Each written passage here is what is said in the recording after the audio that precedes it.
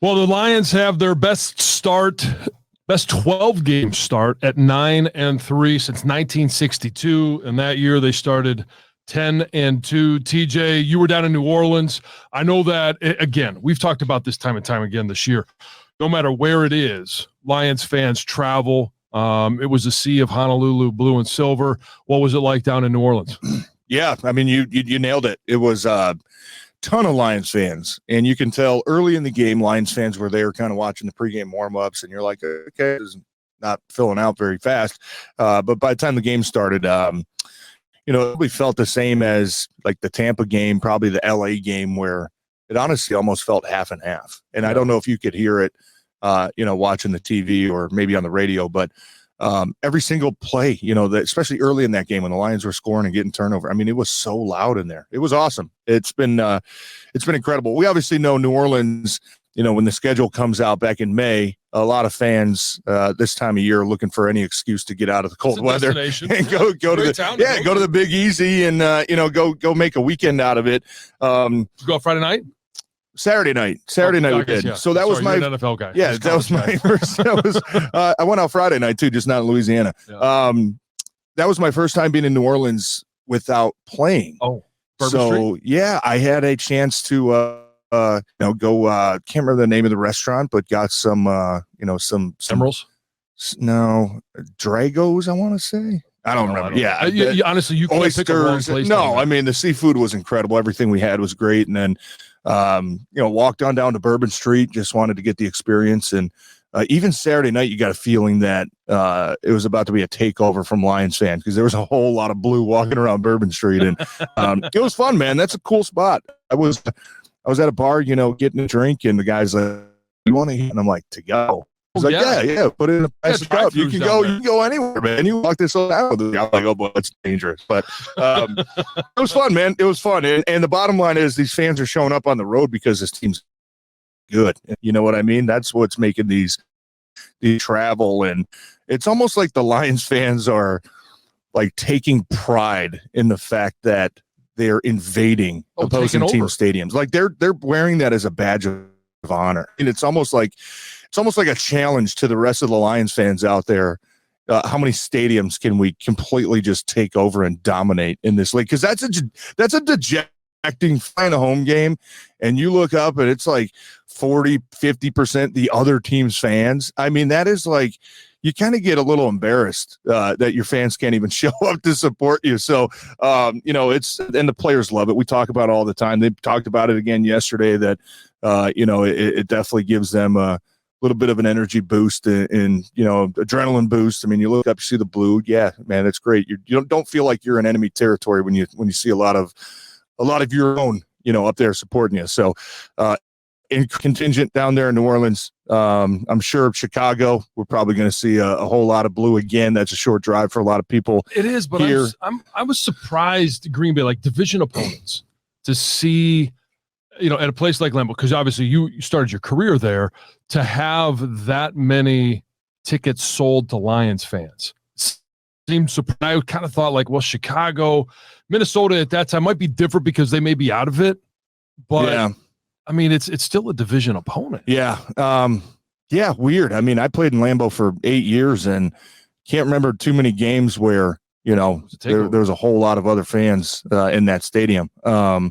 I think that might just the demand that Lions fans have right now, going to watch their team and trying to be a part of what a lot of us think, could be a special season. So, Chicago is one of those stadiums that normally doesn't get, overridden by, opposing teams' fans. I mean, they usually have a pretty good home crowd, but like you said, I mean, with them kind of sitting at 3-8, right. How many of their fans are going to show up? Lions fans probably thinking they want to go, watch a division game. And Chicago's always a cool town, but we'll see this weekend, man. But that's been incredible, man. Coach talks about after every game just how impressed he is with the ability of these fans to travel and show up because it makes a difference. It does. Let's talk about the product on the field. Obviously, that's the most important. It's fun that Lions fans get a chance to travel some of these great places and that they have a reason to travel.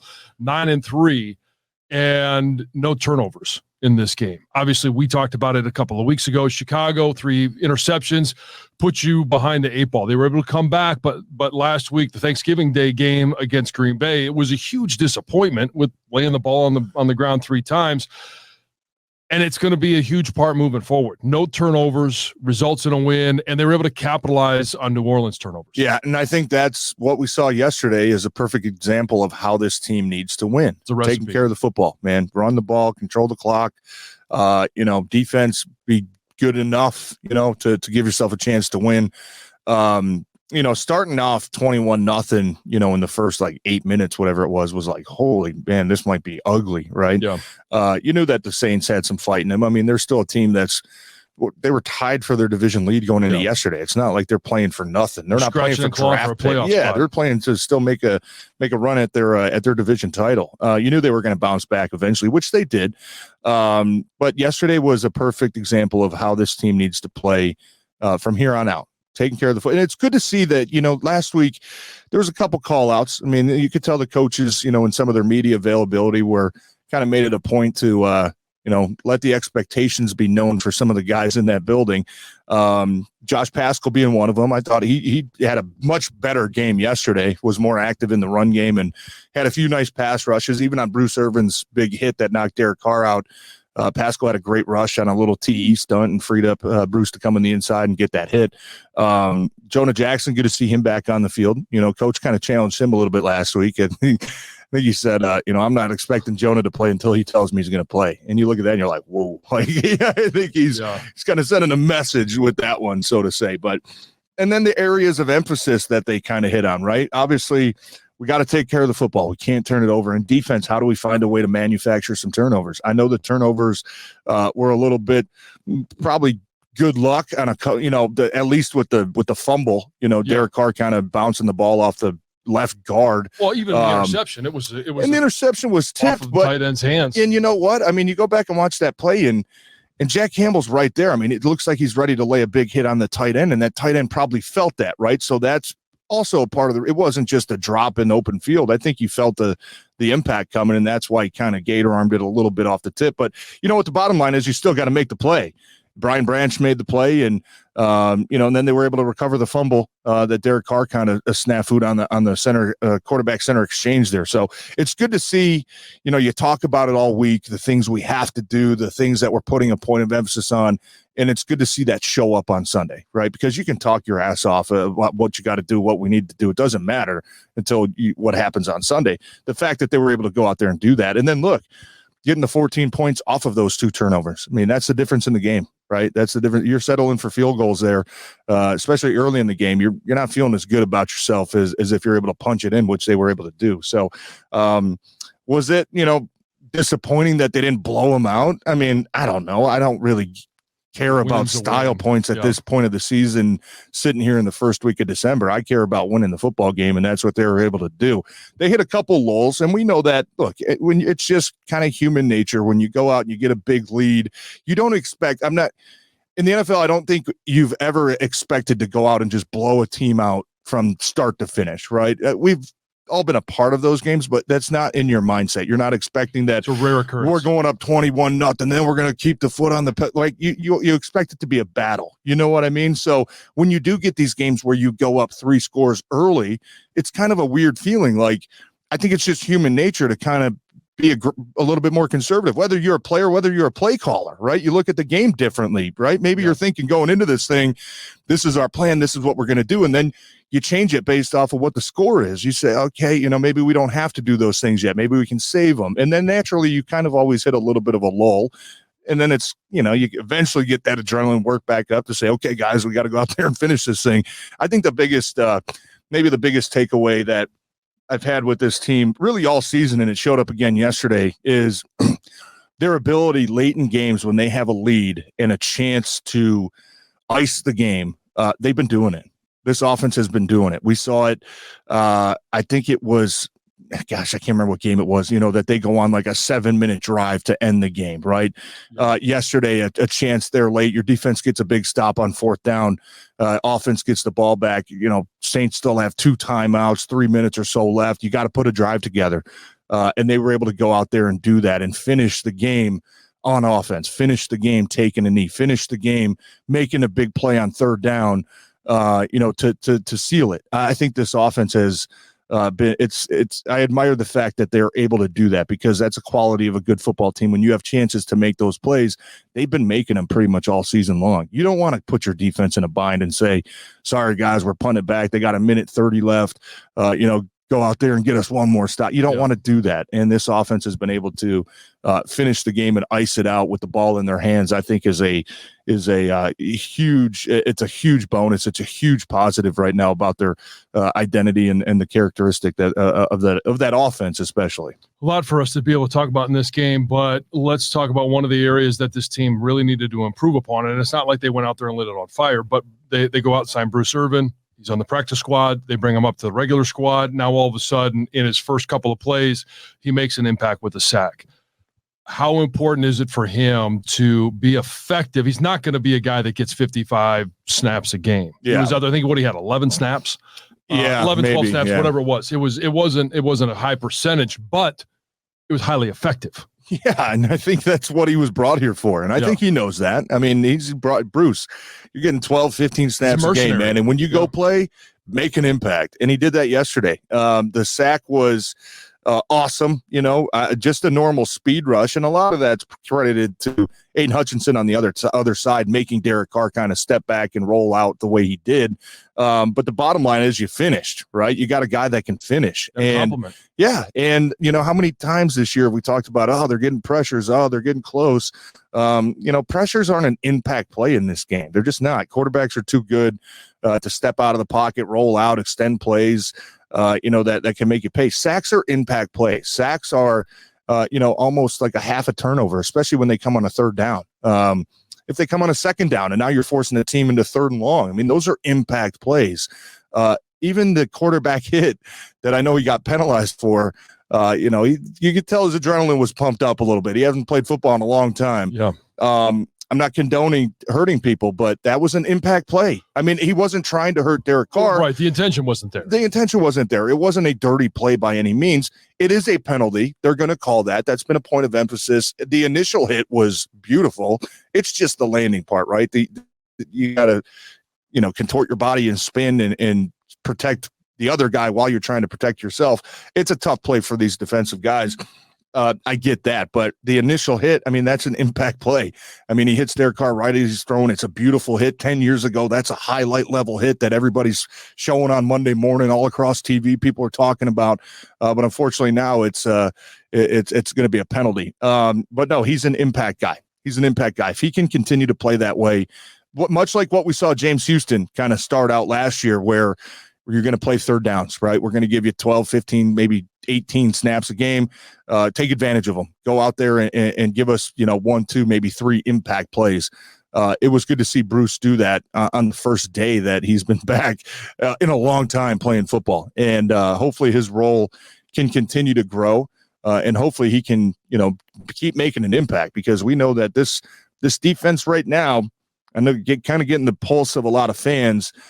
There might be a little bit of panic going on, right? And I think a lot of that is the coverage, and you let the Saints come back in the game, and certainly there were a lot of plays there where guys are running wide open. Well, the best friend to any guy in the secondary is a good pass rush. So if Bruce Irving can continue to make an impact, especially on third downs, that's going to make all those other guys' jobs a whole lot easier. That's going to cover up some of the holes that you do have on defense right now. And hopefully they get C.J. Gardner-Johnson back. James Houston probably a little bit later, but one of the things I did notice in this game, and not only is it important for this year, but in the years to come, Brian Branch, interception, Sam Laporta, 140 yards and a touchdown. You got Jamison Williams with the reverse. He seems to be coming on.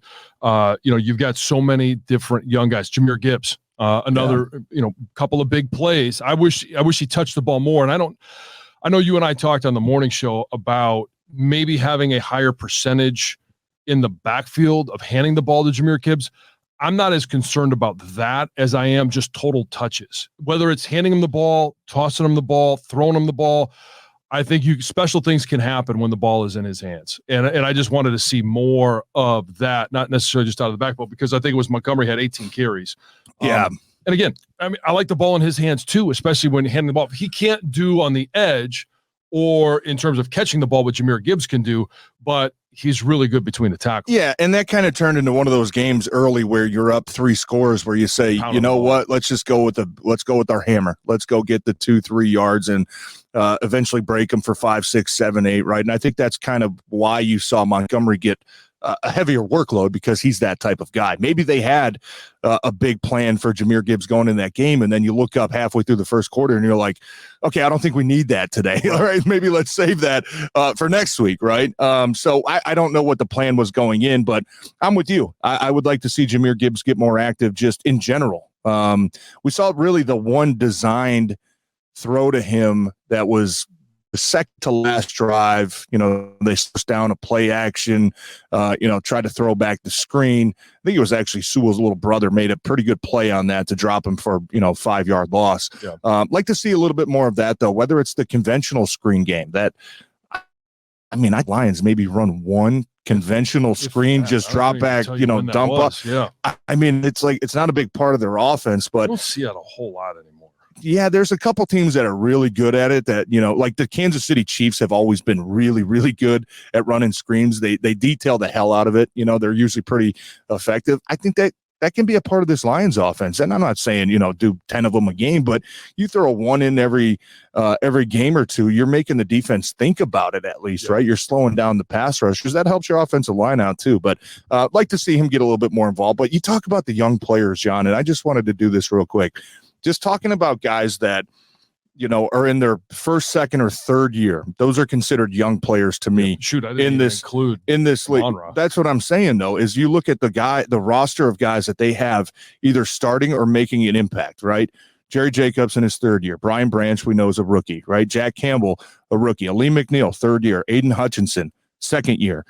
You go to the offensive side. Colby Sorsdahl, who started the last 2 games, probably going to play depending on Frank's availability. Rookie, right? Penei Sewell, third year.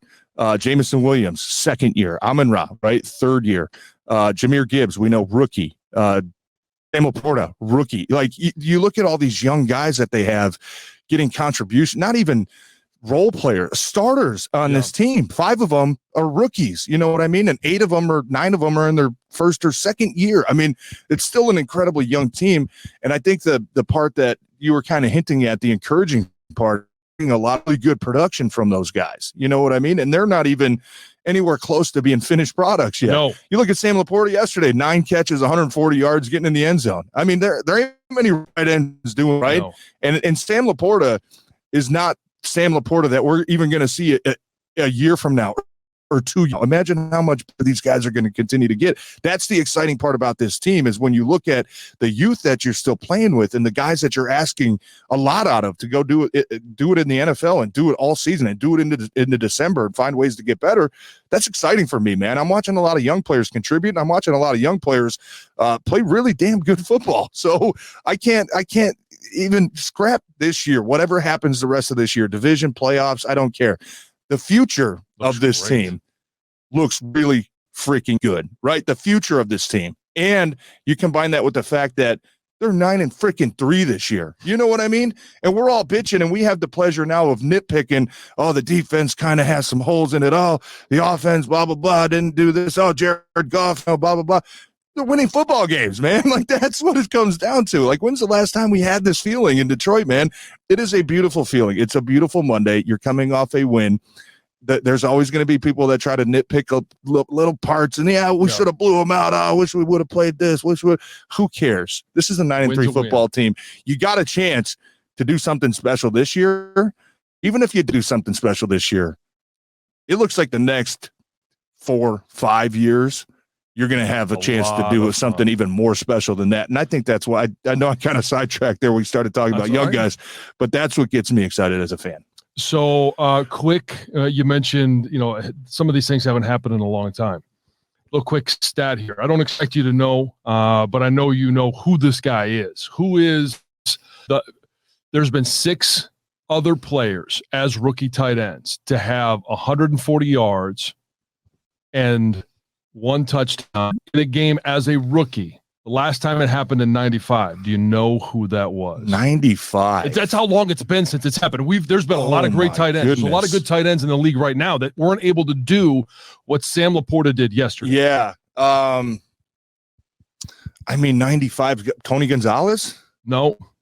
It's the pride and joy of Brother Rice High School. Pete Mitchell? Yeah. Oh, no kidding. Oh, Pete Mitchell. Some say the greatest player. I didn't know Pete lined it up like that, man, his rookie year. Good for you.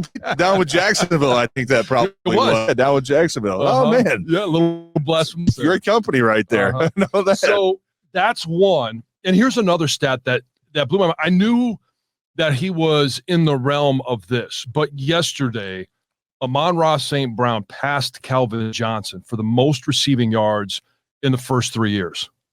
And to me, like, okay, we know what Calvin did in his career and the Hall of Famer that he is, or was. And in his prime too. Yeah. But are we somewhat underappreciating Amon-Ra St. Brown when you start to look at what he's been able to do in the first 3 years? And we know he is the most reliable receiver that the Lions have. He's their number one target. He's their number one weapon on offense. He seems to always find a way to get open. We talk about him in glowing terms all the time, but when you put it in that context, like he started off his career better than the best wide receiver the Detroit Lions have ever had. Yeah. Underappreciating? I don't think so. I think us fans appreciate the hell out of him.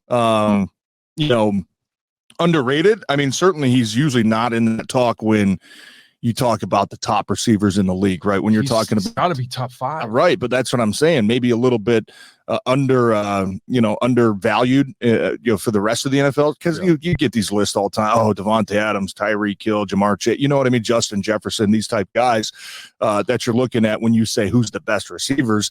Amon-Ra certainly has the stat compete with those guys. I think he's just, for me, it's like just a model of consistency. You know what I mean? Like the expectations are high for Amon-Ra, and he just kind of meets them every game. You know what I mean? And even yesterday, probably a ho-hum game.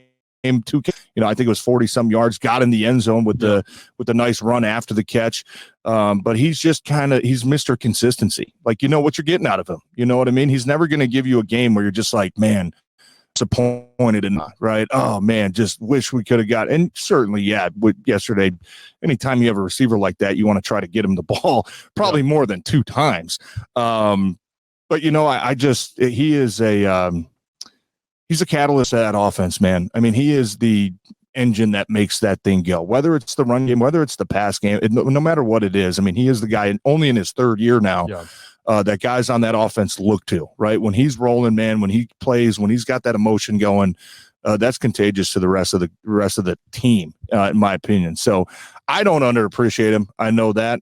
Sometimes, these guys that you get used to it. You know what I mean? I think that's what we're at now. I think you just get used to the plays he makes because that's what he does. And that's what we've seen for 3 years now. So maybe taking for granted would be a better term because you realize you got a guy that is a hell of a player and you just kind of expect him to go out there and just do what he does, and he does. But man, he's a special player. He's a lot of fun to watch too. He's an emotional guy. Yesterday after the game, he loves football. That's all he is. He's all football. And I don't underappreciate you like John does. I appreciate the hell out of you.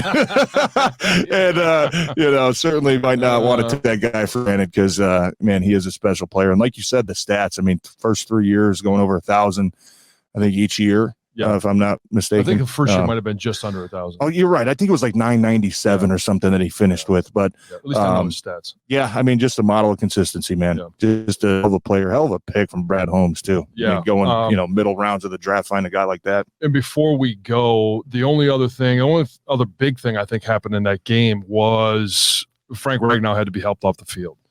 What are you hearing? What was initially? It didn't look good, didn't sound good.